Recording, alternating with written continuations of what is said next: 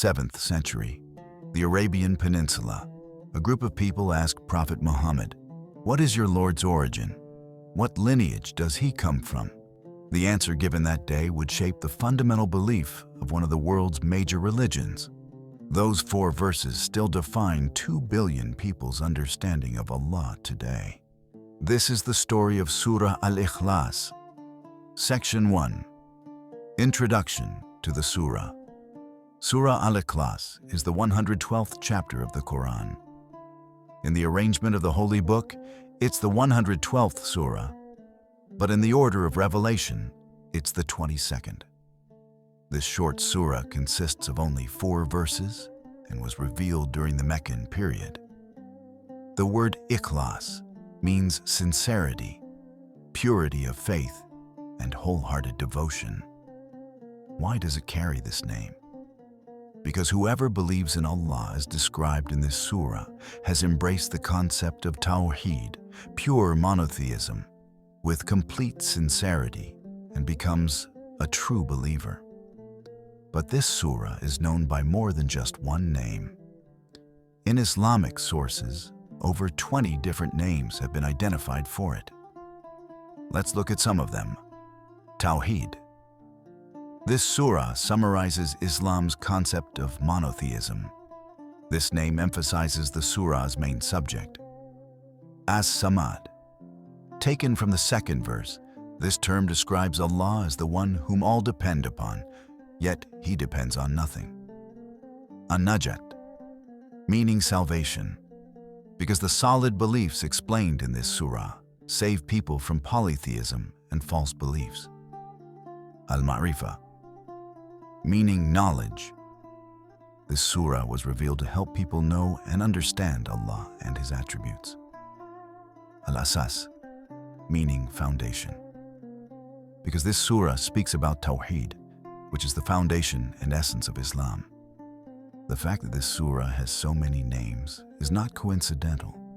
Each name points to a different characteristic, a different dimension of the surah. And this multiple naming indicates the abundance of its virtues. Section 2. The context of revelation. Now let's travel back in time to the hot streets of Mecca, 1,400 years ago. The polytheists living in Mecca come to the Prophet and ask questions. Tell us about your Lord's lineage. Which tribe does he come from? Who gave birth to him?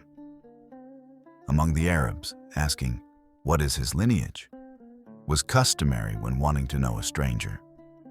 Because for them, the first requirement of knowing someone was to explain their lineage and which tribe they came from.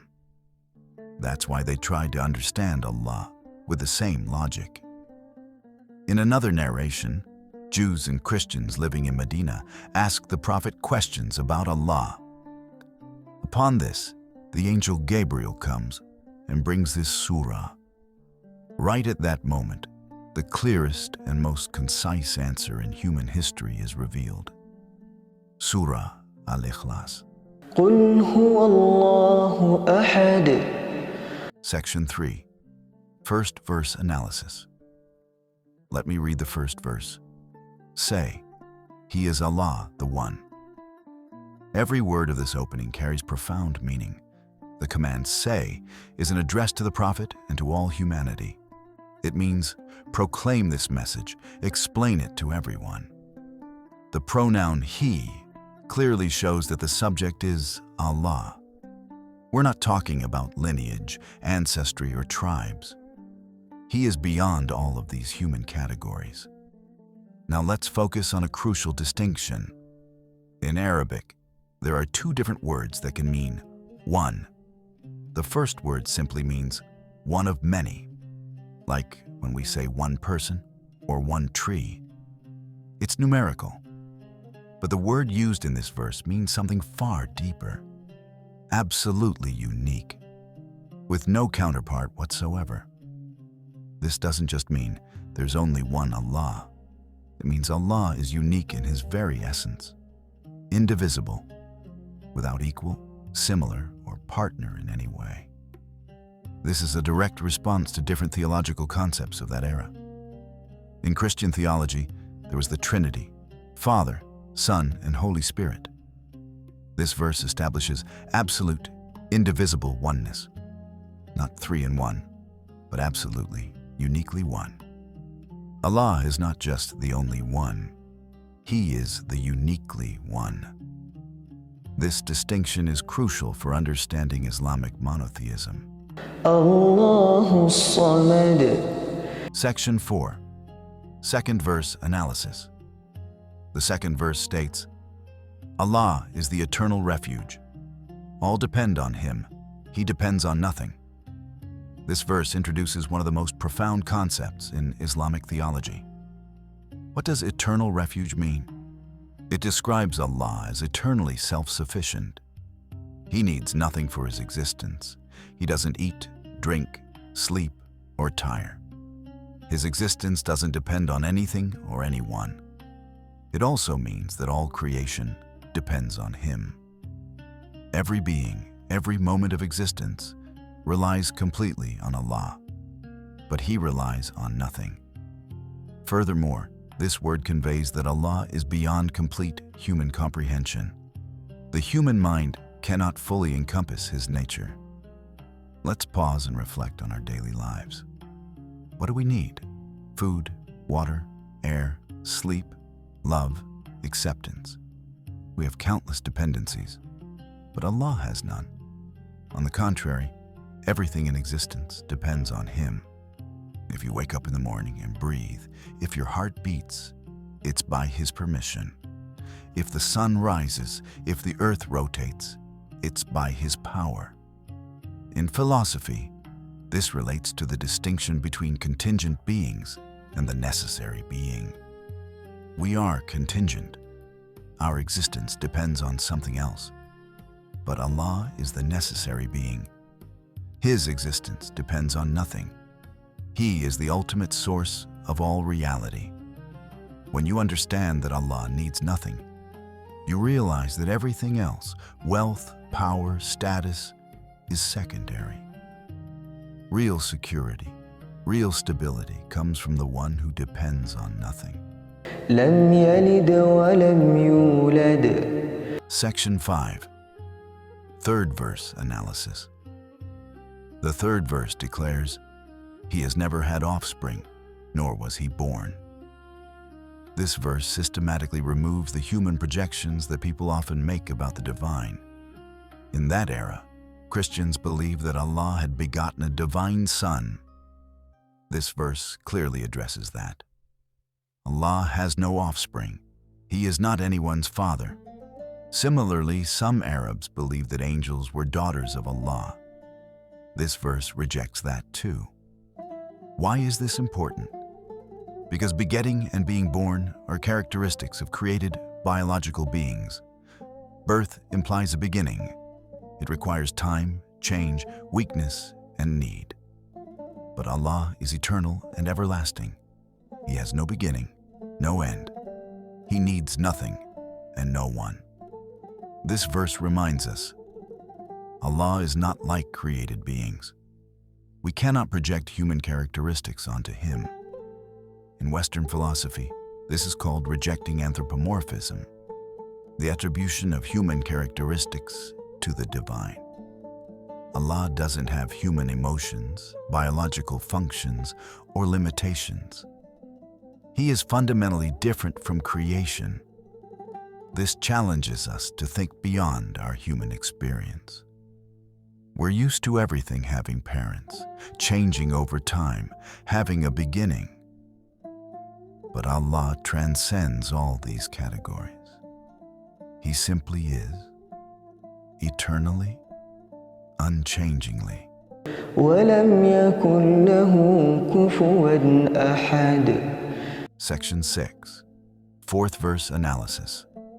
The final verse seals the message, and there is none comparable to Him. This verse makes it absolutely clear. No being is equal to Allah. No similar, no rival, no comparison is possible. The difference between Allah and all of creation is infinite. Think about how we live our lives. Often, people pursue money, power, authority, fame, and these things become almost like deities in their importance. They become what we think about constantly, worry about endlessly, sacrifice everything for. This verse reminds us, nothing can take Allah's place. Not your wealth, not your career, not even the people you love, not even yourself. In ancient Mecca, people worshipped idols named Lat, Manat, and Uzza. Today, the idols have changed names, but the behavior continues. Modern idols include money, career success, social media validation, status, fame. This surah tells us, above all these things, there is Allah, and nothing, absolutely nothing, can be compared to Him, let alone replace Him. This is the practical meaning of Tawhid. It's not just a theological concept, it's a way of life. It means never placing anything in your life equal to or above Allah. It means recognizing the infinite difference between Allah and everything else. Section 7. The significance of the surah. So why is such a short surah so profoundly important? The Prophet Muhammad said, "I swear by him in whose hand is my soul." This surah equals 1/3 of the Qur'an. 4 verses, 1/3 of the entire Qur'an. How is this possible? Islamic scholars explain that the Qur'an's content can be divided into 3 main themes: knowledge of Allah and monotheism, knowledge of the hereafter, and guidance for righteous living. This surah addresses the first theme in the most concise way possible. That's why it equals 1/3 of the Qur'an's essential message. There's a beautiful story about this. One of the Prophet's companions loved this surah so much that he recited it in every unit of every prayer. When other companions told the Prophet about this, the Prophet asked him, "Why do you do this?" The companion answered, "Because this surah describes the attributes of Allah. That's why I love reciting it." The Prophet replied, "Tell him that Allah loves him too. His love for this surah will take him to paradise." This is the value of these 4 verses. Section 8. In daily worship and life. Surah Al-Ikhlas is frequently recited in the 5 daily prayers. After Surah Al-Fatiha, the opening chapter, it can be recited as an additional passage in any prayer. The Prophet used to recite this surah in specific prayers, especially in the 2-unit prayers after circumambulating the Kaaba. There are traditions about reciting it multiple times for blessings, reciting it before sleep for protection, and reciting it when entering one's home for household blessings. But beyond all these practices, understanding and internalizing this surah's message is what truly strengthens a person's faith. It's not just about repeating the words. It's about letting the meaning transform how you see reality, how you prioritize your life, how you find security and peace. Section 9. The message for our lives today. Now let's think about what these verses mean for us living in the modern world. We live in constant chaos. Everyone is chasing something, earning money, being successful, getting approval, climbing ladders of status and power. And in this endless pursuit, people are filled with anxiety. What if I fail? What if I don't make enough money? What if people don't accept me? This is exactly where these 4 verses become powerfully relevant. Allah is absolutely one. Allah is eternally self-sufficient. All depend on Him. He depends on nothing. When you truly understand this, it creates a fundamental shift in perspective. You realize that real power, real security, real value, it's all with Allah. Not in people's opinions, not in your bank account, not in your job title. This awareness creates humility. Your success, your abilities, your resources, all exist by Allah's permission. This awareness creates compassion. Everyone depends on Allah, just like you do. We're all equally dependent. And this awareness creates peace.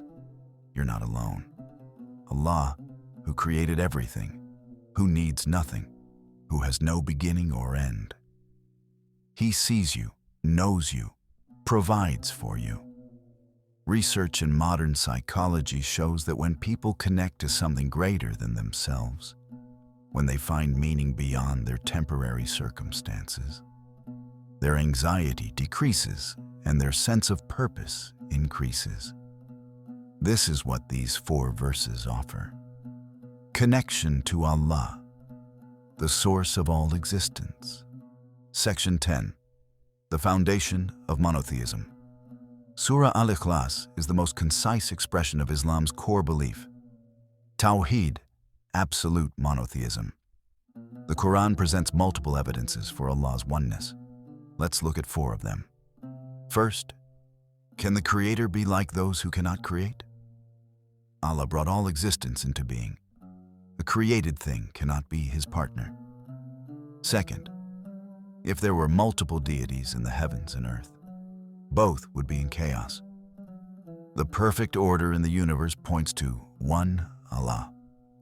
Third, if there were multiple gods, each would want to exercise independent will. The universe would collapse into disorder. Fourth, Allah's attributes are perfect. If there were partners, these attributes would be divided. But Allah's attributes are complete and flawless. This surah gathers the essence of all these arguments in 4 simple verses. This is what distinguishes Islamic monotheism. Its belief in Allah, who is absolutely unique, utterly incomparable, completely transcendent, yet intimately aware of His creation. Conclusion. Only 4 verses, but within them lies the essence of Islamic belief.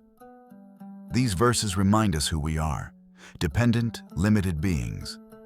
And they remind us who Allah is, all-powerful, needing nothing, with no equal, eternally existing. Perhaps you've heard these verses before, but today you've encountered them in a new way. These verses are not just information to memorize. They're a lens through which to see all reality differently. When everything feels uncertain, these verses remind you what's certain. When you feel insignificant, they remind you that you're known by Allah. When you feel alone, they remind you of Allah's eternal presence. Thank you for joining us on this exploration. Remember, the goal isn't just intellectual understanding. It's to let this transform how you live. Until we meet again with another surah, peace be upon you.